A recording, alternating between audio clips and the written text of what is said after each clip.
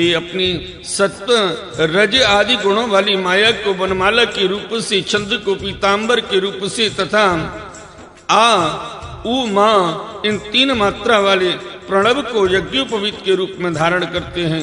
देवादिदेव भगवान सांख्य और योग रूप मकराकृत कुंडल तथा सब लोगों को अभय करने वाले ब्रह्मलोक को ही मुकुट के रूप में धारण करते हैं।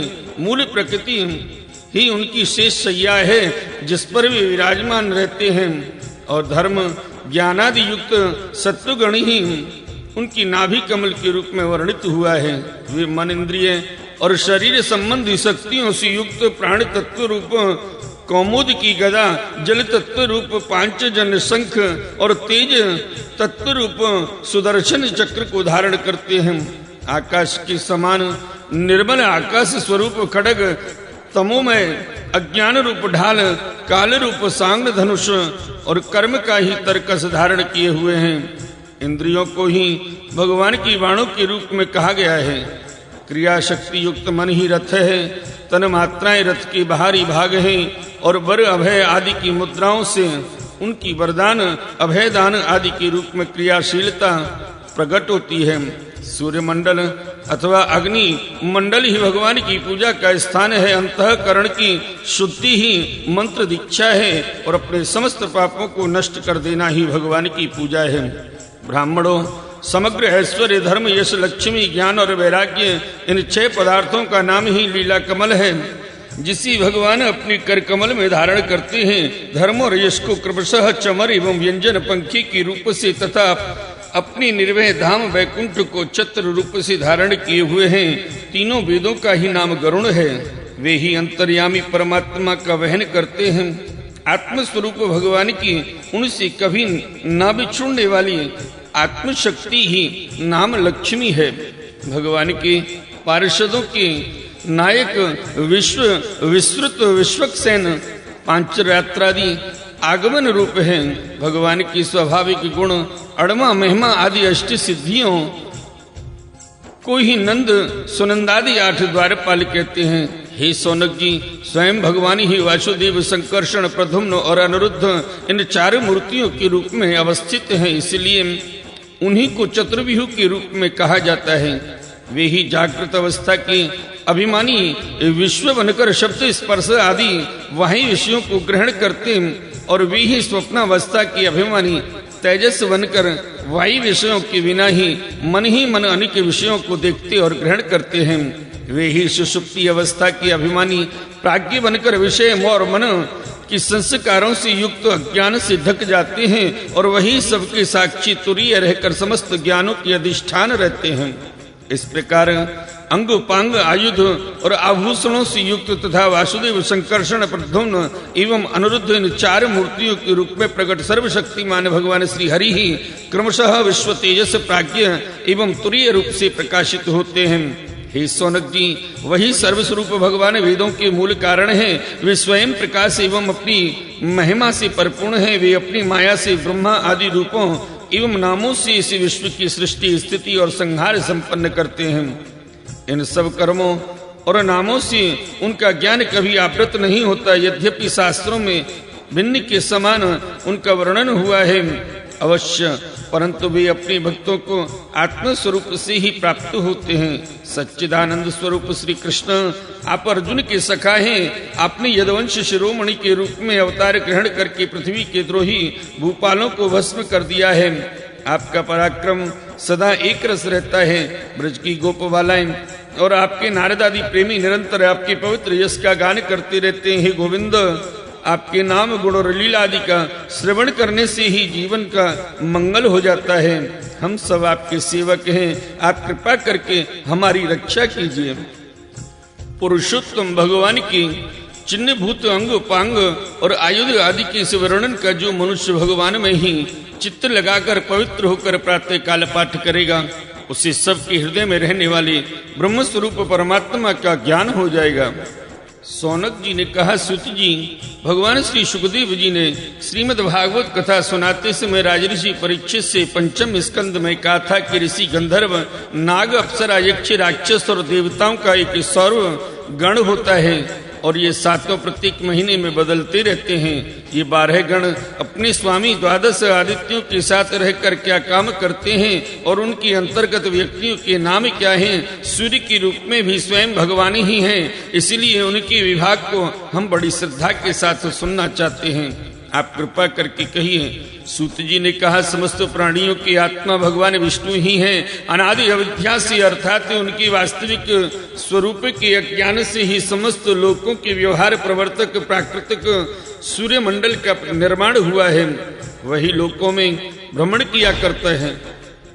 असल में समस्त लोकों की आत्मा एवं आदिकर्ता एकमात्र श्री हरि ही अंतर्यामी रूप से सूर्य बने हुए हैं। वे यद्यपि एक ही हैं, तथापि ऋषियों ने उनका बहुत रूपों में वर्णन किया है। वे ही समस्त वैदिक क्रियाओं के मूल हैं। हे सौनक जी, एक भगवान ही माया के द्वारा काल देश यज्ञादि क्रिया कर्ता श्रवा आदि करण याज्ञादि कर्म वेद मंत्र साकल्य आदि द्रव्य और फल रूप से 9 प्रकार के कहे जाते हैं। काल रूपधारी भगवान सूर्य लोकों का व्यवहार ठीक ठीक चलाने के लिए चैत्रादि 12 महीने में अपने भिन्न भिन्न 12 गणों के साथ चक्कर लगाया करते हैं। सौनक जी, धाता नामक सूर्य, कृतस्थली अप्सरा, हिति राक्षस, वासुकी, सर्प, रथकृत, यक्ष, पुलस्त्य ऋषि और तुम्बुरु गंधर्व ये चैत्र मास में अपना अपना कार्य संपन्न करते हैं। अधिमा सूर्य, पुलह ऋषि, अथोजा यक्ष, प्रहिति राक्षस, पुंजिक स्थली अप्सरा नारद, गंधर्व और कच्छनी सर्प ये वैशाख मासिक के कार्य निर्वाहक हैं।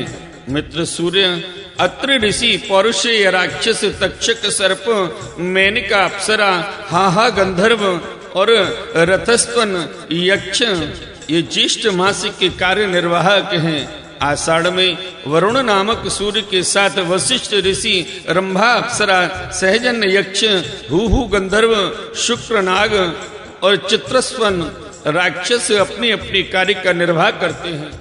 श्रावण मास इंद्र नामक सूर्य का कार्यकाल है। उनके साथ विश्वावसु गंधर्व, श्रोता यक्ष, ऐलापत्र नाग, अंगिरा ऋषि, प्रमलोचा अप्सरा एवं वरे नामक राक्षस अपने कार्य का संपादन करते हैं। भाद्रपद के सूर्य का नाम है विवस्वान। उनके साथ उग्रसेन गंधर्व, व्याघ्र राक्षस, असाधारण यक्ष, भृगु ऋषि, अनुमलोचा अप्सरा और शंखपाल नाम रहते हैं। सौनक जी, माघ मास में पूसा नाम के सूर्य रहते हैं। उनके साथ धनंजय नाग, बात राक्षस, सुषेण गंधर्व, सुरुचि यक्ष, धृताची अप्सरा और गौतम ऋषि रहते हैं। फाल्गुन मास का कार्यकाल पर्जन्य नामक सूर्य का है। उनके साथ क्रतु यक्ष, वर्चा राक्षस, भरद्वाज ऋषि, सैनजित अप्सरा, विश्व गंधर्व और ऐरापत सर्प रहते हैं। मार्गशीर्ष मास में सूर्य का नाम होता है अंशु। उनके साथ कश्यप ऋषि, तार्क्ष यक्ष, ऋतशयन गंधर्व, उर्वशी अप्सरा, विचित्र छत्र राक्षस और महाशंख नाग रहते हैं। पौष मास में भग नामक सूर्य के साथ स्फूर्ज राक्षस, अरिष्ट नेमी गंधर्व, उष्ण यक्ष, आयु ऋषि, पूर्व चित्त अप्सरा और कर्कोटक नाग रहते हैं। अश्वनी मास में तुष्टा सूर्य, जमदग्नि ऋषि, कंबल नाग, तिलोत्मा अप्सरा, ब्रह्मापित राक्षस, सतजिस यक्ष और धृतराष्ट्र गंधर्व का कार्यकाल है। तथा कार्तिक में विष्णु नामक सूर्य के साथ अश्वतर नाग, रंभा अप्सरा, सूर्यवर्चा गंधर्व, सत्यजित यक्ष, विश्वामित्र ऋषि और पखा पीत राक्षस अपना अपना कार्य संपन्न करते हैं। हे सौनक जी, वे सब सूर्य रूप भगवान की विभूतियां हैं। जो लोग इनका प्रतिदिन प्रातः काल और सायंकाल स्मरण करते हैं, उनके सारे पाप नष्ट हो जाते हैं। ये सूर्यदेव अपने 6 गणों के साथ 12 महीने सर्वत्र विचरते रहते हैं और इस लोक तथा परलोक में विवेक बुद्धि का विस्तार करते हैं। सूर्य भगवान के गणों में ऋषि लोग जो सूर्य संबंधी ऋग्वेद, यजुर्वेद और सामवेद के मंत्रों द्वारा उनकी स्तुति करते हैं और गंधर्व उनके सुयश का गान करते रहते हैं। अप्सराएं आगे आगे नृत्य करती चलती हैं। नागगण रस्सी की तरह उनकी रथ को कसे रहते हैं। यक्षगण रथ का साज सजाते हैं और बलवान राक्षस उससे पीछे से ढकेलते हैं। इनके सिवा बालखिल्य नाम के 60,000 निर्मल स्वभाव ब्रह्मर्षि सूर्य की ओर मुंह करके उनकी आगे आगे स्तुति पाठ करते चलते हैं। इस प्रकार अनादि अनंत अजन्मा भगवान श्री हरि ही कल्प कल्प में अपने स्वरूप का विभाग करके लोकों का पालन पोषण करते हैं। बोलिए श्रीमद् भागवत महापुराण की जय।